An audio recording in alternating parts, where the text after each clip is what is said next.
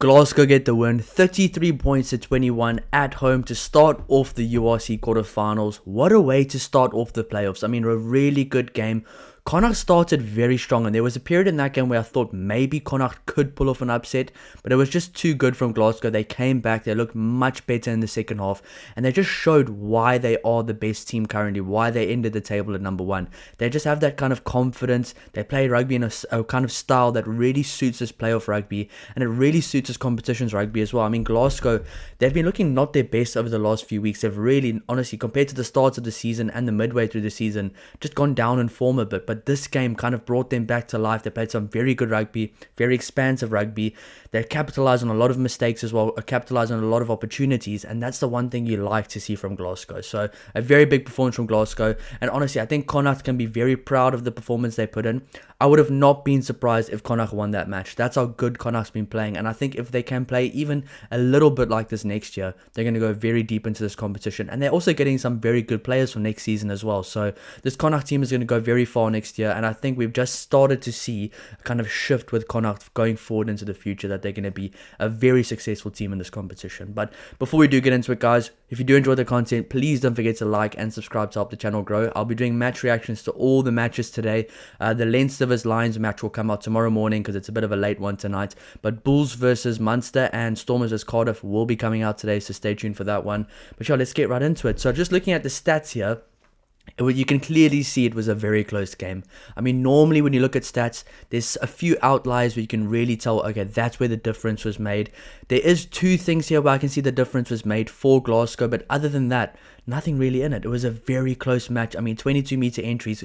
Connacht actually had more 22-meter entries than Glasgow, but Glasgow capitalized much more on their 22-meter entries. So I do think the home ground advantage when it comes to all these little stats makes a big difference, like line-out percentage, scrum win percentage, set piece, 22-meter conversions.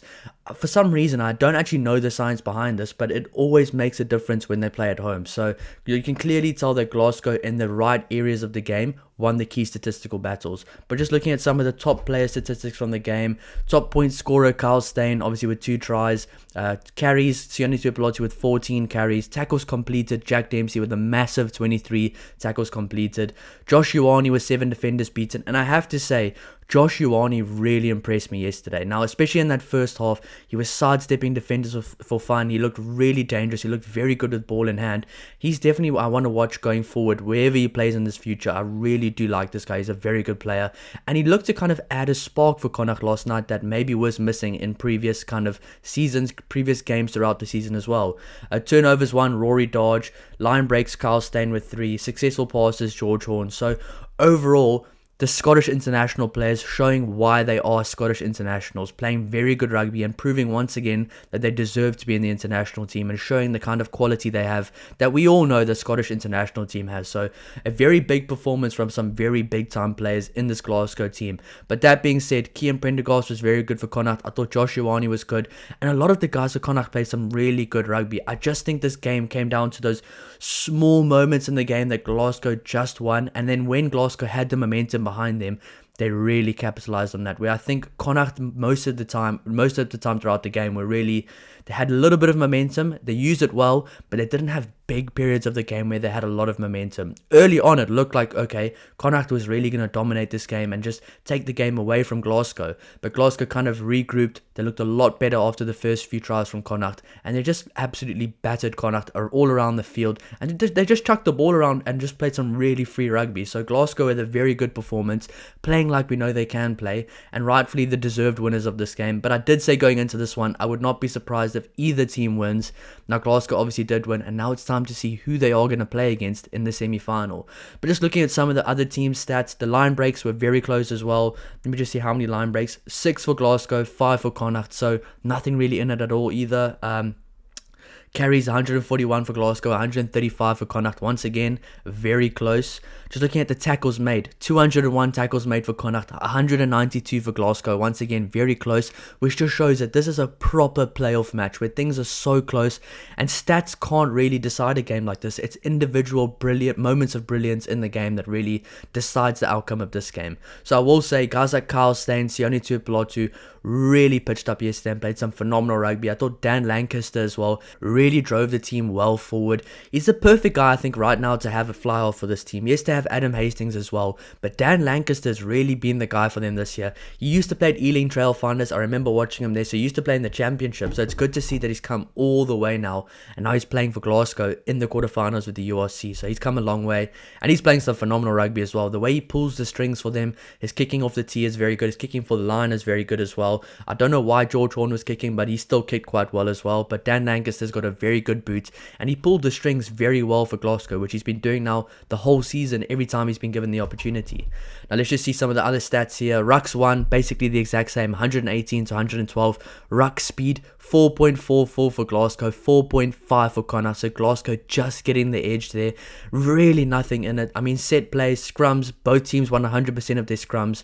Both teams over 90% line-out win as well. So this was a very good game of rugby. Both these teams played rugby the right way. They played very good, high-quality rugby, which is what made it such an exciting game to watch. I thought it was very physical, very competitive, and I will say, I think if Connacht played any other team this weekend, they might have got a result, because I think this Glasgow team pitched up with a point to prove. They pitched up to kind of get revenge for losing the quarterfinal game against Toulon in the Champions Cup. They thought this year could be the year they can do the double.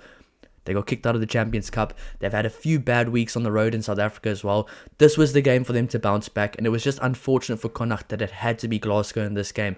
I really do believe if Connacht was playing any other team, probably not the Bulls right now, but any other team besides the Bulls and maybe Leinster, I honestly would make them as the favourites to win that game. They probably would be the favourites to win that game as well. So Connacht cannot leave this tournament disappointed. They had a very, very good end to the season. If you think of where they were outside the playoff spots. I think they were 10th or 11th at one stage. For them to get into the top 8 and be considered one of the favourites to win it if they win this game is amazing, and a massive testament to how they performed this year. I think the coach at Connacht is doing a phenomenal job with the players they have.